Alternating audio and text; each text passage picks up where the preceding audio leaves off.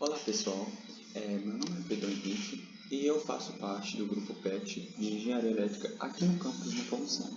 E hoje eu vou abordar um assunto bastante interessante, que seria o cálculo de energia elétrica consumida pelos nossos dispositivos de casa, seja uma lâmpada, um chuveiro elétrico, uma máquina de lavar, como a gente realiza esse cálculo. Mas antes da gente dar uma olhada em valores do que isso significa, vamos fazer uma ressalva. Esse cálculo é bastante interessante porque, além de a gente conseguir em valores o que a gente gasta com nossos dispositivos, é bastante interessante para a gente conseguir, de certa forma, evitar esse desperdício de energia, porque a gente vai saber em valores, então a gente pode realizar uma medida para que esse desperdício seja reduzido. E também, de certa forma, a gente consegue aumentar a vida útil dos nossos dispositivos, porque a gente vai estar realizando seu melhor funcionamento. Então, dito isso, vamos começar a analisar os casos dos dispositivos que a gente se encontra no mercado e como esse valor pode ser adquirido, ou esse valor de energia desse consumo. Primeiramente, por formulações da física, a gente acaba chegando que a energia ela pode ser calculada pela potência vezes o nosso tempo. Normalmente, nos casos que eu vou tratar posteriormente, a gente vai estar trabalhando em valores de potência dadas em kW. E o nosso intervalo de tempo a gente vai pegar em horas. Então, as unidades têm para a gente chegar nas unidades normalmente usuais que a gente faz esse cálculo convertido em reais, a gente precisa desses valores convertidos para essas unidades, ou seja, para quilowatt em valores de potência e horas nos valores de tempo. Então, vamos falar um pouco sobre o chuveiro elétrico, que é um dispositivo que normalmente tem grande consumo residencial, porque normalmente, dependendo da tensão que você está trabalhando, seja 127, seja 220, ela tem um grande consumo, então você tem que saber em que potência ele está trabalhando. Normalmente a gente vê chuveiros com 5.500 watts de potência, ou até mesmo 7.500 watts, como a gente pode ver nas figuras, que mostram duas tabelas que normalmente vêm nos dispositivos mostrando como é feita a classificação em relação à potência desses dispositivos, alguns valores mostrando assim um consumo mensal mínimo e tal. Então a gente consegue ver também os valores de eficiência energética por essa tabela, isso dado pela Procel, que ela faz esse estudo, né, dos dispositivos e lança, e claro, valida com a certificação do Inmetro esse dispositivo. Os valores de gasto energético em relação ao chuveiro vai depender muito da escolha, né, do modo que você vai estar fazendo com que o seu chuveiro trabalhe. Ou seja, se você está colocando ele no inverno, no modo inverno, ou no modo verão, ou até mesmo desligado, isso vai influenciar, claro, no seu gasto energético. Então, por exemplo, em modo inverno, a gente vai estar trabalhando com os valores maiores de potência. Então, um gasto será maior, então, ou seja, o consumo dado no final terá um valor maior, pois vai exigir uma potência maior do chuveiro. Então, por exemplo, se a gente jogar em valores isso, vamos supor que a gente tem um chuveiro com uma potência de 5.500 watts e você utilizou umas 2 horas. Então, jogando na fórmula que eu apresentei anteriormente, a gente pega 5.500 divide por 1.000, vai dar 5,5. Fazemos aquela transformação básica para quilowatt. Isso multiplicado 5,5 pelas 2 horas de uso, a gente tem um valor de 11 kWh de consumo. Então, a cada hora iremos gastar 11 kW.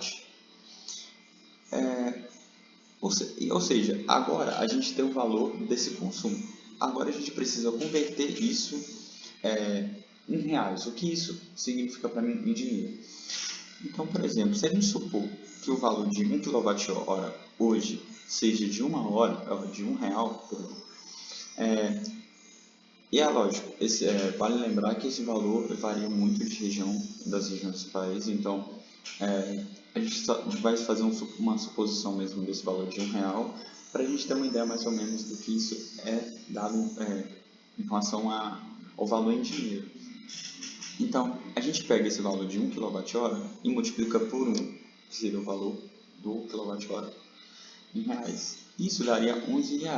Isso, então, é o valor em 1 hora do que você gasta no seu chuveiro.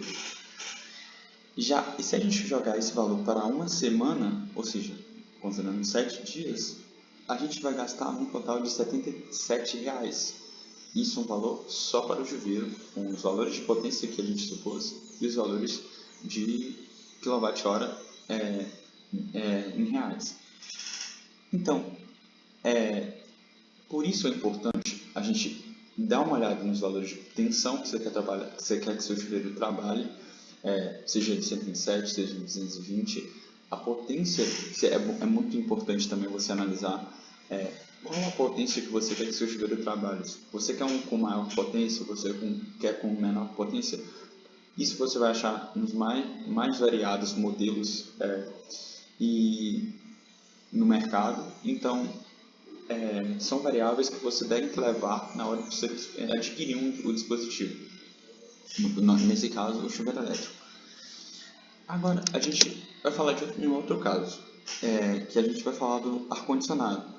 Outro dispositivo bem importante e que normalmente as pessoas consideram um dos vilões da casa em termos de gastos. Porque, é claro, é um dispositivo que você não sabendo lidar direito, você vai ver que ele vai ter um grande consumo energético. E, então, é bastante importante também, na hora da compra, você olhar as características e especificações. Isso é uma dica geral para todos os dispositivos que eu vou mencionar aqui. Mas aqui no ar-condicionado, especificamente, aparece uma variável bastante importante, que seria os BTUs, que é a potência térmica por hora. Então, lógico, no mercado você vai encontrar os mais variados BTUs e a gente precisa colocar essa variável no cálculo para a gente ter uma ideia mais ou menos qual seria a quantidade disso em valores do gasto. Então, se você tiver vamos supor de novo um caso que você tem um ar-condicionado de 10.000 BTUs e a gente vai utilizar ele em 8 horas diárias. Se a gente faz essa multiplicação, também supondo que o kWh hoje é de R$1, a gente faz a multiplicação de 336 vezes 1, que isso vai dar um valor de R$336. Então, se você for olhar, é um valor bem alto, e muito pela potência que o nosso ar-condicionado trabalha. Então, ele exige mesmo um gasto bem significativo. Então, o que vai importar muito na hora de você comprar um ar-condicionado? O modelo que você vai estar comprando. Então, é importante muito você olhar o modelo, as especificações, lógico também o que está dentro do seu orçamento. Então, escolher a melhor forma, o melhor dispositivo de acordo com o que você quer mesmo que trabalhe na sua casa. E, claro, agora a gente vai mencionar também alguns dispositivos que, lógico, se encontra na maioria das residências e que também você consegue com o cálculo com as formulações ditas anteriormente, que seriam dispositivos como geladeiras, que também você encontra nos mais diversos modelos e mais diversas capacidades em litros. as TVs e as Smart TVs, que temos o que a gente vai variar agora seria, no caso, o tamanho das polegadas, mas o cálculo também funciona da mesma forma, a gente pegando a potência desse equipamento, multiplicando ele pelas horas de funcionamento, a gente vai ter esse consumo e a gente consegue converter esse consumo em valores, pegando esse valor do valor de quilowatt-hora em reais. E claro, também nos computadores e notebooks. Também temos os valores desse consumo por hora e, claro, vai depender muito se você quiser fazer uma análise mais específica. O monitor ele tem uma taxa de consumo, o CPU tem uma outra taxa de consumo, a impressora também. Então, vai variar no equipamento que você quer analisar esses valores, lógico, vai ter uma diferença. Então, mas o cálculo ainda permanece da mesma forma. A gente pega a potência que ele trabalha e multiplica pelas horas. E chegando nos finalmente, a gente chega numa parte que, tá, eu tenho esses valores, eu preciso saber como eu faço para economizar. Então umas dicas que eu separei para a gente, já em mãos já desses valores, o que a gente fazer como medida para economizar. Então, primeiramente um ponto. Quando os equipamentos não são bem conservados, eles costumam consumir mais. Por isso, não se esqueça de manter a manutenção deles em dia. Então, é um ponto bastante interessante, porque se você tem um dispositivo que há um tempo você não faz uma limpeza, que normalmente é importante, ou por exemplo, a gente tem o caso dos computadores, como o cooler ele armazena muita poeira, por exemplo, a ventoinha, você precisa de realizar essa manutenção. Então é bom você levar em manutenções de forma bastante frequente, talvez em 6 meses, fazendo uma limpeza geral, tipo, uma troca de pasta térmica nos notebooks também é uma coisa bastante interessante, que você vai conseguindo fazer essa manutenção e, claro, dando para o seu dispositivo uma forma dele funcionar como normalmente ele tem que funcionar, exigindo então menos dele, então usando ele de forma mais útil.